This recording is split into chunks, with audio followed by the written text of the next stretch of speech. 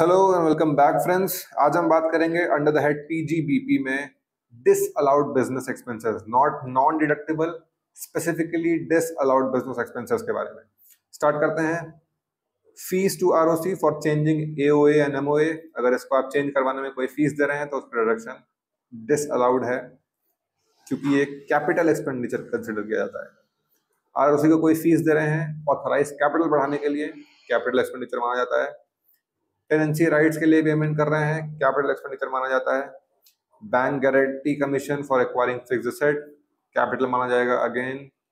Vacant position of land acquisition related है, not day to day, यानी कि फिर एक तरीके से कैपिटल ही माना जाता है।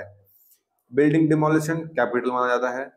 रजिस्टर्ड ऑफिस शिफ्ट कर रहे हैं तो एडमिनिस्ट्रेटिव कन्वीनियंस बिजनेस एक्सपेंस नहीं है।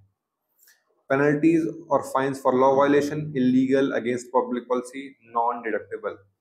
सीएसआर यानी कि corporate social responsibility, application of profit माना जाता है, नॉट एक्सपेंस, तो उसका भी डिडक्शन नहीं मिलेगा।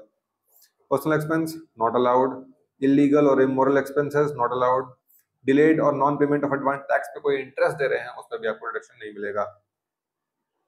Provision for bad debts unwritten off, allowance only when properly written off in your books of accounts. Tips की अगर बात करें, कैश ट्रांजैक्शंस अवॉइड करें above legal threshold, pay using banks and digital ways, statutory dues को pay करें on timely basis, and run pre tax reviews to basically conduct internal audits for your own benefits to check out those potential disallowed items and correct them before file. So that's all for today guys about disallowed expenses in the PGBP head. ऐसे ही और informative videos के लिए हमारे साथ जुड़े रहिए on advice brain. Thank you very much.